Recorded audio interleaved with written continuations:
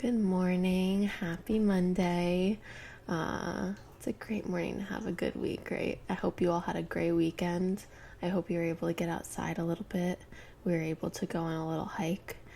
Apparently, we spend an average of a half an hour a day outside, and that mostly includes going back and forth to our car. So I just think that that is a tragedy that we need to fix. So let's talk today about why it's so phenomenal to be outside. Number one thing is anxiety, and that's the number one cause of psychological disorders right now is anxiety. They compared a group of people who walked in a natural setting compared to an urban setting in Japan. They walked the same amount, they exerted themselves the same amount, and their heart rate was lower and their heart rate variability was higher, meaning they were less stressed and less anxious. And I think that that's pretty apparent, when we go outside, that it's soothing, it's calming. I don't know, I think it's in our genes. When we're in a man-made environment, it kind of produces this artificial stress that we're not used to. Just going outside, looking at the greenery, looking at the leaves, looking at the trees, that panoramic view, right, is just so soothing on our psyche. There was another study done where they exposed people to stressful movies and then just showed them videos of natural scenes with sound, and then videos of cityscapes. And the people who watched the videos of the natural scenes recovered quicker from the stress experienced during the movie. Nature relieves attention fatigue and creativity. So we're always exposed to this bombardment of information now with cell phones and computers that naturally I really don't think our brain was meant to be exposed to. And we're continuously multitasking, which just fries our prefrontal cortex. When we go out into nature, we have this sort of recovery in the prefrontal cortex that allows us to focus.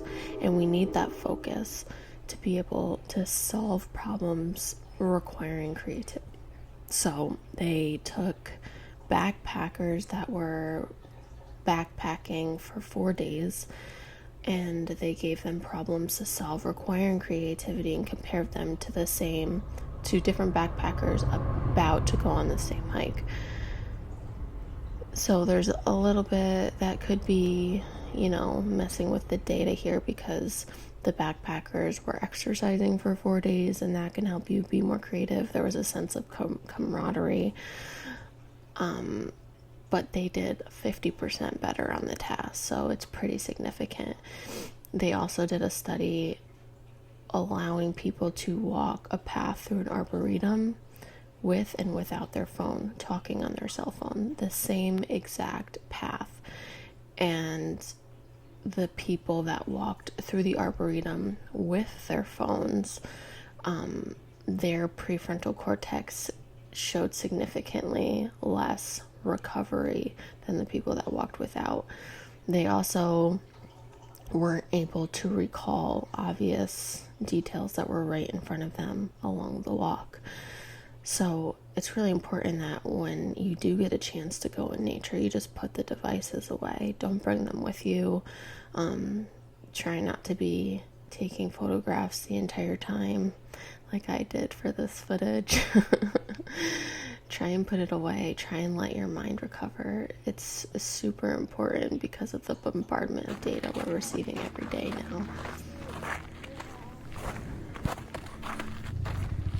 Being exposed to nature and natural environments helps you to be more kind, empathetic, and generous. When you introduce natural spaces into projects in poorer communities, crime rates fall. People find stronger connection with their neighbors, and an overall sense of kindness toward one another. which I think is really huge. Our natural environment for living is really in natural spaces and not these man-made urban environments. In Japan, they conducted a study where they just put plants on the table. And the more plants that were put on the table, the more the participants made these little origami things that they were told were for a good cause, that they were donating to something. And it was a direct correlation. The more plants that were on the table, the longer the participants stayed to help. And if you've ever been on a long hike or a hike, there's always a sense of camaraderie with the other hikers. People always say hi, people always help one another. And I just kind of thought it was like hiker people, like Jeep people wanted to get along. But I can totally see that when you're in a crowded Target parking lot in the Queens. We had to go to one this weekend. People are just leaving their carts everywhere. They're cutting each other off. They're running into each other. And I really think it's just this cluttered city environment that makes people less empathetic toward one another. They're just sort of in a war zone.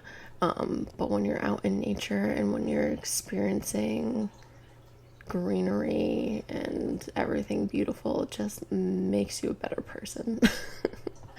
I'm probably biased, but I think we should all try and spend a little bit more time outside, especially as the weather's starting to warm up. So have a wonderful morning. Have a wonderful week. Get it started right. I love you all. I'll talk to you tomorrow.